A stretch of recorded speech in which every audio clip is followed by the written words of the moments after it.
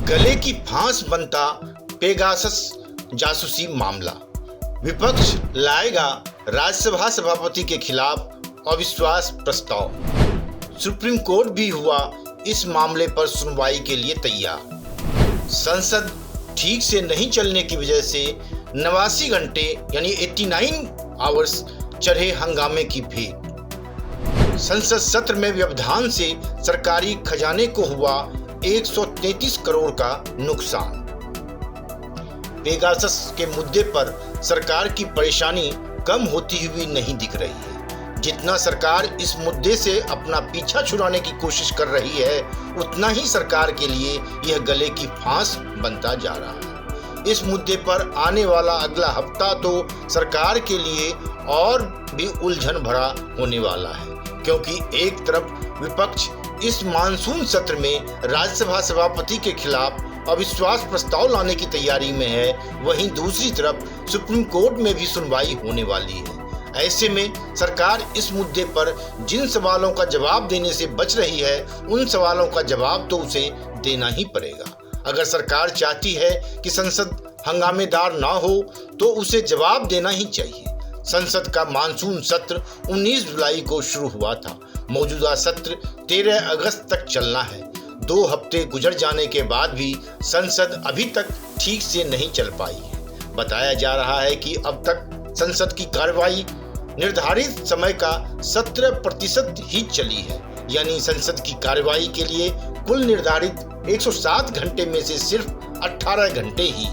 Monsoon सत्र में अब तक करीब 89 घंटे हंगामे की भेंट चढ़ चुके हैं, जिसकी वजह से सरकारी खजाने को 133 करोड़ रुपए का नुकसान हुआ है।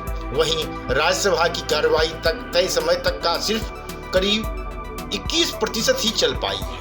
राज्यसभा को 53 घंटे की अवधि में से 11 घंटे ही चलने दिया गया है।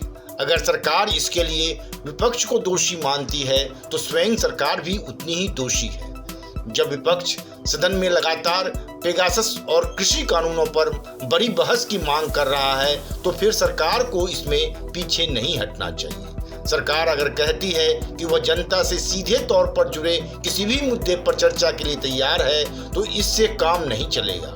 ये मुद्दे भी जनता से ही जुड़े हैं। लोकतंत्र का यही नियम है कि सरकार जिन मुद्दों पर घिरी हो, उन मुद्दों पर जवाब देने से उसे बचना नहीं चाहिए। अब अगर विपक्ष अविश्वास प्रस्ताव लाने की तैयारी कर रहा है, तो सरकार को इसका सामना करना होगा। बताया जा रहा है कि विपक्ष इसको लेकर पूरी तरह तैयार है। अविश्वास प्रस्ताव लाने की शुरुआत तृणमूल कांग्रेस डीएमके की तरफ से की जाएगी, जिसमें अन्य दल भी शामिल होंगे। विपक्ष ने दावा किया है कि उन्होंने पेगासस, वैक्सीन और अन्य कई मुद्दों पर सरकार के बयान के लिए नोटिस दिया है, लेकिन केंद्र ने इस पर ध्यान नहीं दिया। अभी तक संसद का सुचारू रूप से नहीं चलना चिंता का विषय है।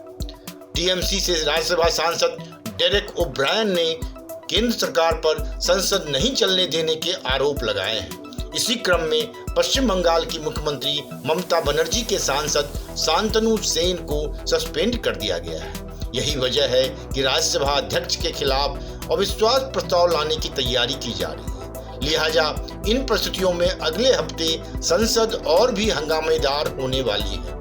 पर आने वाला सप्ताह संसद तक ही हंगामेदार नहीं रहने वाला है, बल्कि सुप्रीम कोर्ट की चौखट पर भी सरकार को जवाब देना होगा, क्योंकि पेगासस मामले में सुप्रीम कोर्ट में भी अर्जी स्वीकार कर ली गई है। सुप्रीम कोर्ट में भी अगले हफ्ते ही सुनवाई होने की पूरी उम्मीद है। दरअसल सुप्रीम कोर्ट के वकील कपिल सिब्बल ने शुक्रवार को चीफ जस्टिस एनवी रमन्ना की बेंच के सामने इस मामले को उठाया था। उन्होंने द हिंदू के पूर्व मुख्य संपादक एन राम और एशिया नेट के संस्थापक शशि कुमार, निदेशक एसीजे की ओर से दाखिल की गई याचिका का जिक्र किया। याचिका में मांग की गई है कि इस पूरे मामले की जांच कोर्ट की निगरानी में सुप्रीम कोर्ट के मौजूदा या सेवानिवृत्त जज की अध्यक्षता में की जाए। याचिका की जानकारी मिलने के बाद चीफ जस्टिस ने कहा कि वह इस मामले पर अगले हफ्ते सुनवाई करेंगे। हम सब जानते हैं कि हाल ही में कुछ रिपोर्ट में दावा किया गया था कि इजरायली स्पाईवेयर पेगासस के जरिए भारत के विपक्षी नेताओं, केंद्रीय मंत्रियों और पत्रकारों की जासूसी की गई है। कोर्ट में दाखिल याचिका में भी कहा गया है कि दुनिया भर के कई प्रमुख प्रकाशनों से जुड़ी जांच से पता चला है कि भारत में 142 से अधिक व्यक्तियों को इजरायली फर्म NSO के पेगासस स्पाईवेयर का उपयोग करके सर्विलांस के संभावित लक्ष्य के रूप में पहचाना गया था। याचिका में यह अपील की गई है कि सुप्रीम कोर्ट को सरकार को यह बताने का निर्देश देना चाहिए कि क्या उसने स्पाईवेयर के इस्तेमाल के लिए लाइसेंस प्राप्त किया है या इसका इस्तेमाल ऐसे ही प्रत्यक्ष या अप्रत्यक्ष रूप से किसी भी तरह की निगरानी के लिए किया है। याचिकाकर्ताओं के अनुसार एमनेस्टी इंटरनेशनल की सिक्योरिटी लैब द्वारा संभावित लक्ष्य के रूप में सूचीबद्ध लोगों के कई मोबाइल फोन की फॉरेंसिक जांच में सुरक्षा उल्लंघनों की पुष्टि हुई है। इसीलिए सरकार इस मुद्दे से बच पाएगी ऐसा नहीं लगता है।